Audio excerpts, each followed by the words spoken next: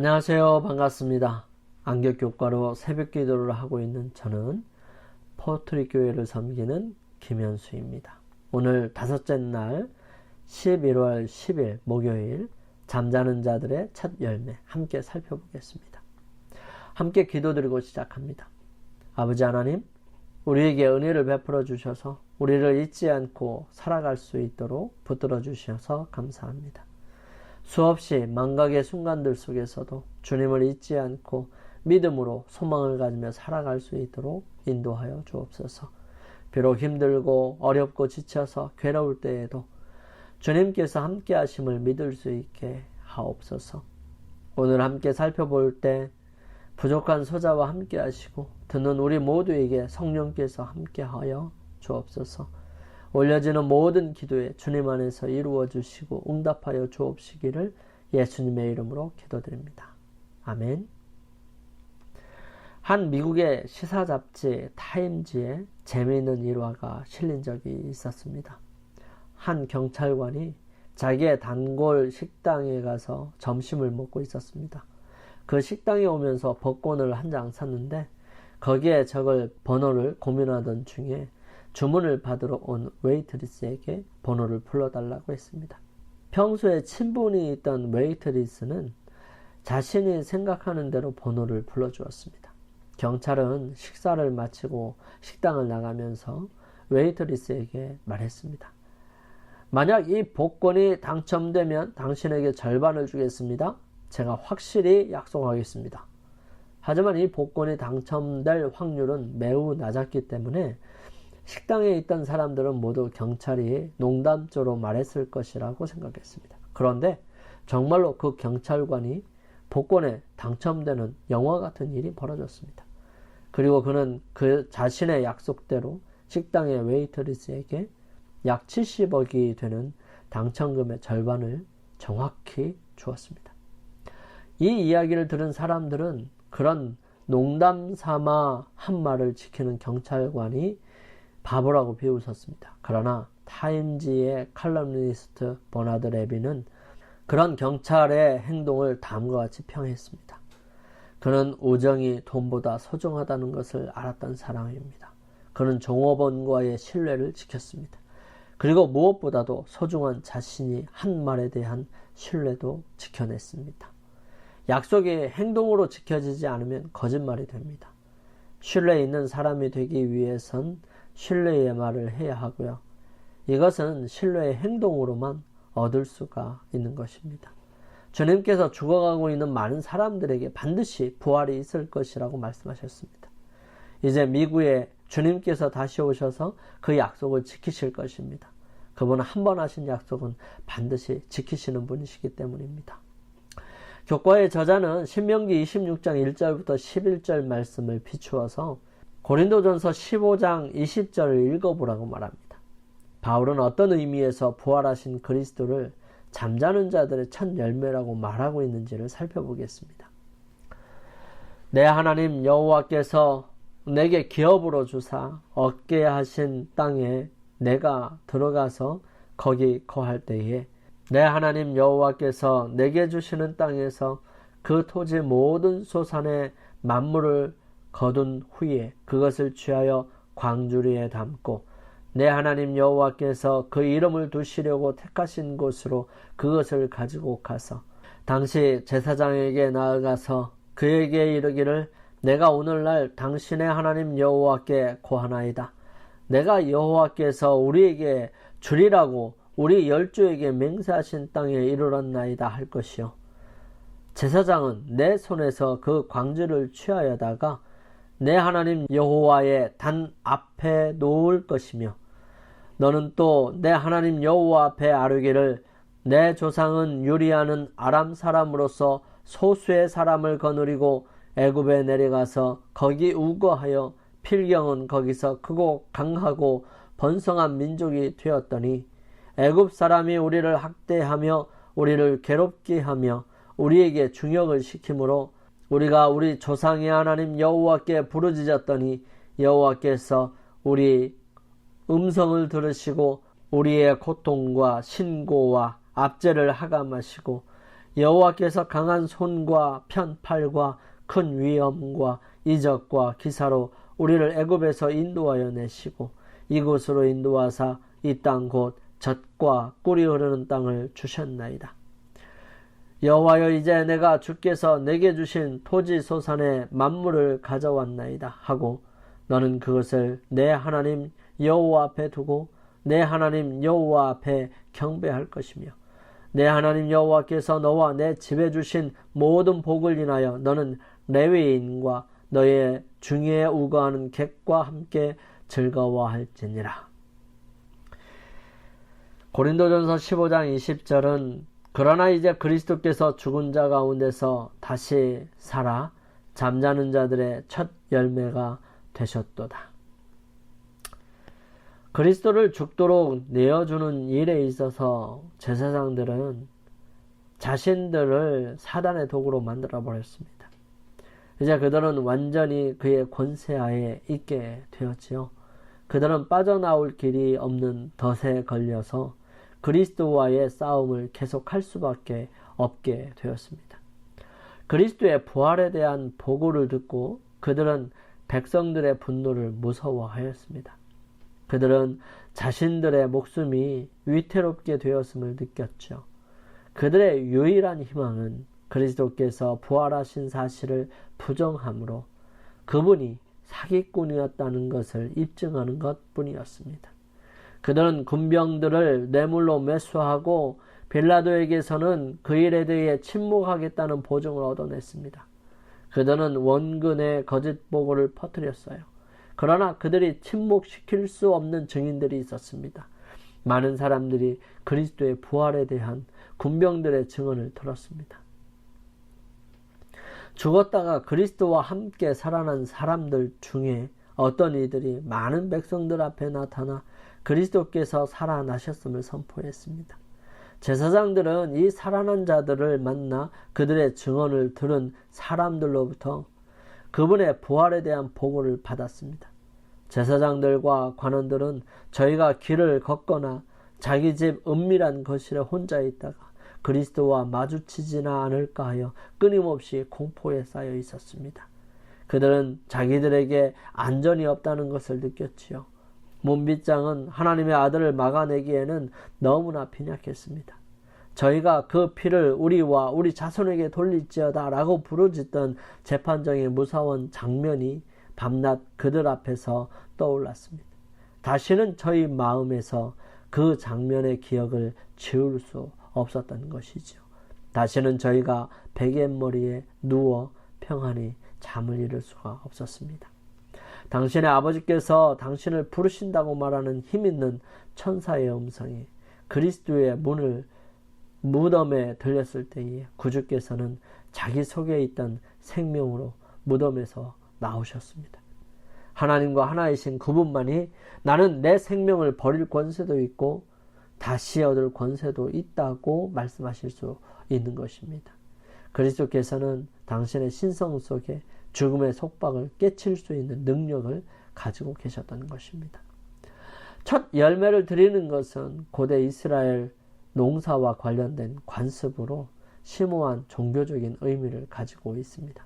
그것은 당신의 청지기들에게 작물들을 기르고 수확할 수 있는 땅을 맡겨주신 하나님을 은혜로운 공급자로 인정하는 행위였습니다. 첫 열매는 수확이 시작되었음을 나타낼 뿐만 아니라 수확물의 질을 나타내는 것이죠. 7월에는 초막절 또는 수확의 절기가 있었습니다. 이 절기는 과수원과 감람원과 포도원의 산물로서 하나님의 은혜를 인정하는 절기였습니다.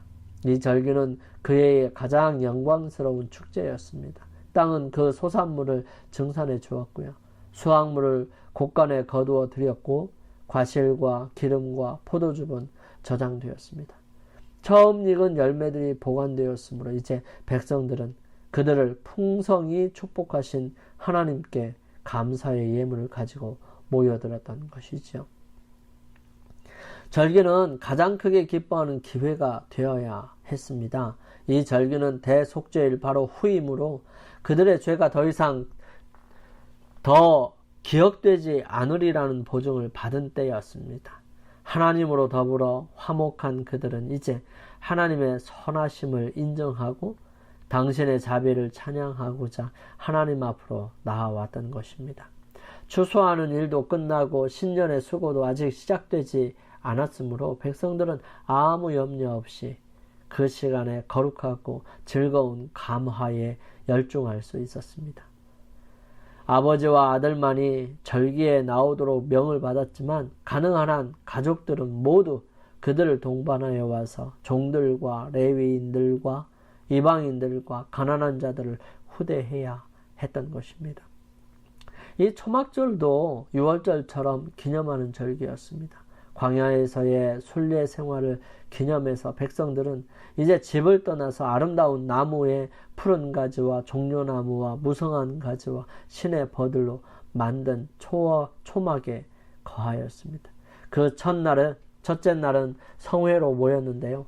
7일간의 절기에 8째 날을 더하여 그 같은 방법으로 지켰던 것입니다. 이 연례 집회는 노인과 젊은이들의 마음을 하나님을 섬기도록 격려하는 한편에 또 그 땅의 각처에서 온 백성들의 회합은 그들과 하나님 사이의 유대와 상호 간의 연합을 강하게 해 주었던 것입니다.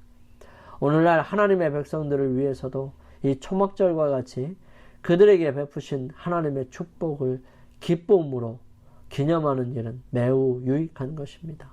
이스라엘 자손들이 하나님께서 저희 조상들에게 베푸신 구원을 기념한 것처럼 우리도 하나님께서 이 세상과 흑암의 오류에서 우리를 당신의 은혜와 진리의 빛 가운데로 인도하시는 여러 방법들을 감사하며 회상해야 했습니다. 이스라엘 백성들이 첫 열매, 첫 새끼, 장자를 구별하여 드렸던 것은 출애굽을 하고 난 다음부터였습니다. 그들에게 절기를 말씀하시면서 수장절을 지키라고 말씀하시지요. 광야에서의 생활은 특별한 수확이 없었습니다. 하지만 그들이 가나안 땅에 들어가서 살게 되면서 그들은 가을 추수 즉 장막절을 맞이하기 전에 이미 추수를 마친 때였으므로 그 곡식의 첫 열매와 풍성함을 드리고 다른 사람들과 함께 나누어 가짐으로 기쁨을 누리고 감사가 있었습니다. 이스라엘 백성들이 타락해서 결국은 망하고 아수르와 바벨론에 의해 완전히 멸망당한 후 포로에서 돌아왔을 때 느헤미야를 통해서 다시 한번 개혁하고 결심합니다.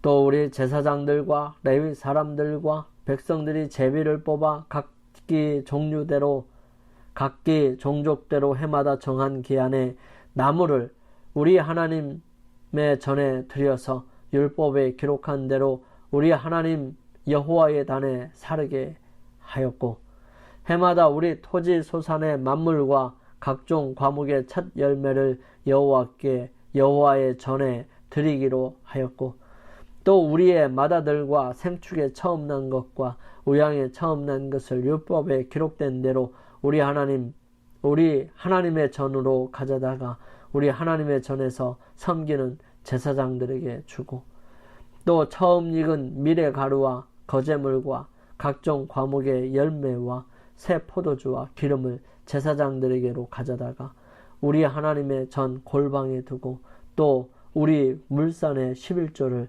레위 사람들에게 주리라 하였으니 이 레위 사람들은 우리의 모든 성읍에서 물산의 11조를 받는 자임이며 여러 가지로 기록된 모습들을 바라보게 될 때 하나님께서는 처음 열매, 만물, 각종 첫 열매들을 하나님께서 받으셨는데 그것은 바로 예수님께서 부활하시고 첫 번째로 죽음에서 얻어진 결실의 첫 번째를 의미하고 있었던 것입니다. 그래서 이 추수하기 전에 이 첫 곡식단 이것은 6월절 다음 초실절에 드리게 되었는데요. 이 초실절은 6월절 다음 날이었습니다. 그래서 무교절이 시작하는 첫 날이 초실절이었어요. 그래서 이 초실절에 예물을 드리고 그리고 난 다음에 50일이 지나고 난 다음에 이 오순절이 있습니다. 그때는 보리를 추수하는 날이었어요.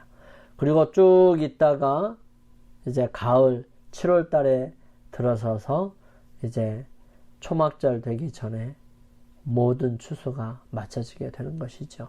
웨인 그루뎀은 이렇게 설명합니다. 그리스도를 첫 열매라고 비유한 바울은 농사에 사용하는 단어를 통해 우리가 그리스도와 같이 될 것이라고 말합니다. 첫 열매가 나머지 모든 수확물도 그와 같을 것임을 나타내는 것 같이 첫 열매 되신 그리스도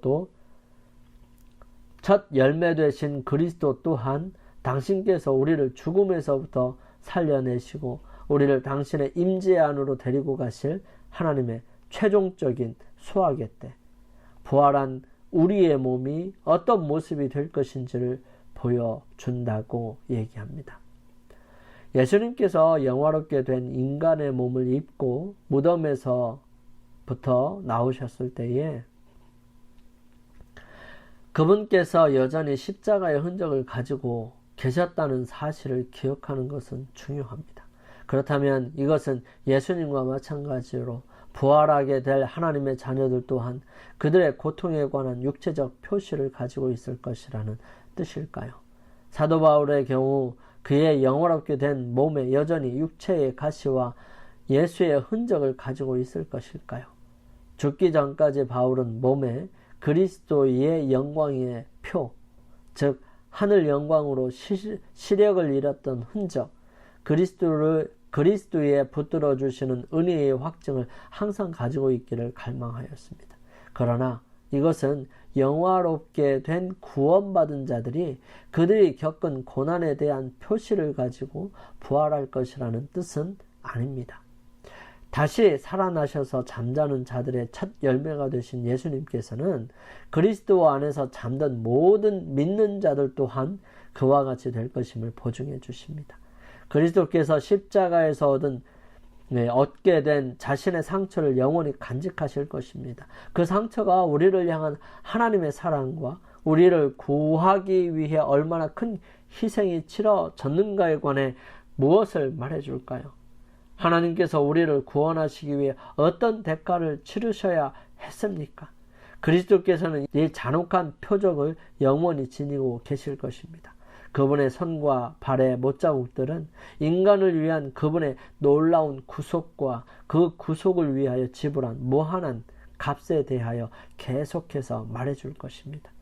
그분의 몸에 남겨진 표적은 우리의 모든 고통이 영원히 사라질 것임을 확증해 줍니다. 그분의 몸에 남겨진 표적은 우리의 모든 고통이 영원히 사라질 것임을 확증합니다.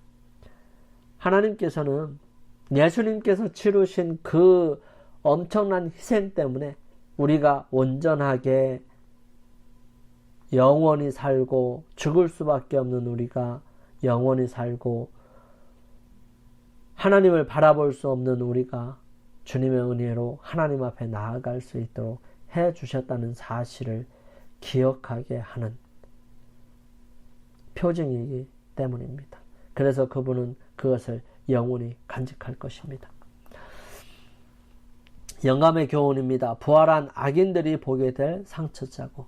그리고 천년기가 끝날 때 예수께서는 천사들과 모든 성도와 함께 거룩한 도성을 떠나 이 땅에 내려오시게 되는데 그때 죽은 악인들이 부활하고 그를 찌른 자들도 부활하여 천사들과 성도들에게 둘러싸여 영광 중에 오시는 그분을 멀리서 바라볼 것이며 그분 때문에 통곡할 것이다. 그들은 그분의 손과 발의 못자국을 볼 것이며 그분의 옆구리에서 그들이 창으로 찔렀던 흔적을 보게 될 것이다. 우리 함께 기도드리겠습니다. 저희들을 사랑하시는 아버지 하나님, 부활을 통해 모든 믿는 자들을 위한 첫 열매가 되어주신 예수님 감사합니다. 세상의 만연한 고통 가운데 좌절하고 낙담하게 되지만 다시 사신 예수님을 바라보며 그 안에서 새로운 희망을 발견하는 그리스도인이 되게 해 주시옵소서. 오늘 하루도 그런 주님과 동행하고 승리하는 하루가 되게 인도하여 주시옵기를 저희들을 사랑하시는 예수님의 이름으로 간절히 기도드립니다. 아멘. 오늘 하루 주님 안에서 승리하시기 위하여 또 개인적으로 주님께 나아가는 시간을 갖겠습니다. 저는 내일 아침 이 시간 다시 찾아뵙겠습니다. 감사합니다.